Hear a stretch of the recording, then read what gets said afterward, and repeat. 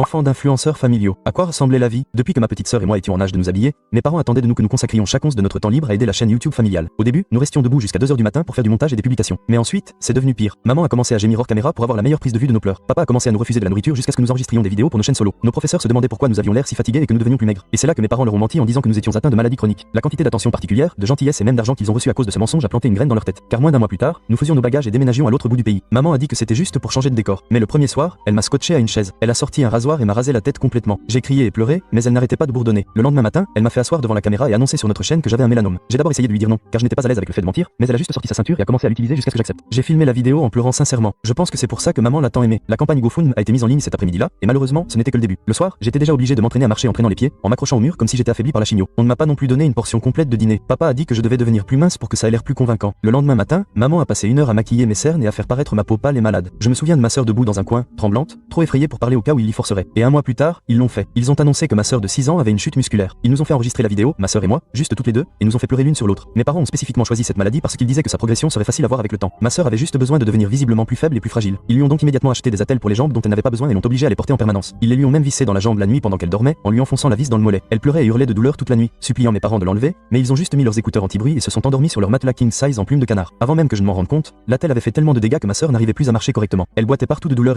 et maman et papa adoraient ça. Maintenant, leur vidéo d'elle qui luttait pour marcher n'aurait même pas besoin d'être fausse. Je me souviens qu'ils les ont même emmenés à l'école quand cela a commencé à devenir vraiment rentable. Ils nous ont forcé, ma sœur et moi, à aller seuls dans le bureau du directeur, nous apprenant à demander des fournitures, des collectes de fonds, des choses cachées à nos parents, en particulier pour aider financièrement. Je me souviens de la nuit où c'était la goutte d'eau qui a fait déborder le vase. Je suis descendu chercher des lingettes imbibées d'alcool pour nettoyer la blessure à la jambe de ma sœur. Quand j'ai trouvé maman et papa dans la cuisine en train de parler des gains de la journée, maman avait ouvert une feuille de calcul et il suivait les symptômes qui généraient le plus de dons. Je les ai entendus prévoir d'annoncer que mon cancer s'était propagé à mon cerveau et parler de blesser la peau de ma sœur pour lui faire de fausses cicatrices d'opération. C'est là que j'ai dû leur tenir tête. La semaine suivante, j'ai demandé à voir l'infirmière de l'école, ce que je n'avais jamais osé faire auparavant. Quand je suis entré dans son bureau, elle a immédiatement commencé à s'adapter à moi. L'enfant atteint d'un cancer terminal potentiel, jusqu'à ce que je l'arrête. J'ai sorti les faux documents médicaux que j'avais récupérés avant de partir à l'école ce matin. Ils portaient des marques évidentes de Photoshop. En plus de ça, j'ai sorti mon téléphone et lui ai montré le maquillage que j'avais utilisé pendant le déjeuner pour me refaire un maquillage anti-cancer. L'infirmière était de plus en plus bouche bée. Bien sûr, je lui ai tout raconté, du cancer à l'attelle de jambe de ma sœur. Elle a promis de s'en occuper avec précaution et a commencé le processus de signalement. Elle a ensuite enfreint le protocole et m'a même fait un câlin, promettant que ni ma sœur ni moi n'aurions plus jamais à vivre une telle chose. Je suis retourné en classe en tremblant parce que je savais ce qui se passerait si mes parents l'apprenaient. Eh bien, 2 heures plus tard, ils sont arrivés à l'école. Maman pleurait de ses larmes parfaites tandis que papa arborait son plus beau visage de chagrin. Ils ont apporté d'épais dossiers remplis de dossiers médicaux datant de plusieurs années. Ils contenaient de fausses lettres d'oncologue et des résultats de tests Photoshop PE accent aigu S avec soin montrant des marqueurs du cancer. Papa a sorti son iPad avec un acteur que je n'avais jamais vu auparavant, se faisant passer pour un médecin lors d'un appel vidéo avec un faux bureau en arrière-plan. Ils ont expliqué au directeur que le déni du traumatisme médical était courant chez les patients atteints de cancer pédiatrique. Maman m'a dit que la seule raison pour laquelle j'avais apporté du maquillage à l'école était que je niais ma maladie et que j'essayais d'avoir l'air en bonne santé. J'ai vu en temps réel le visage de l'infirmière changer alors qu'elle commençait à douter d'elle-même. Les documents semblaient authentiques et le médecin semblait légitime. Le directeur a suggéré d'attendre une enquête approfondie. Ils m'ont renvoyé chez moi ce jour-là avec mes parents. Ce soir-là, mon père m'a appelé à la table de la cuisine après avoir envoyé ma sœur dans sa chambre. Son visage était grave alors qu'il déposait une trousse d'ordonnance. 2 par jour, tous les jours à partir de maintenant. Il a ensuite pris un comprimé et a commencé à me le fourrer dans la bouche. Lien vers l'histoire complète ci-dessous.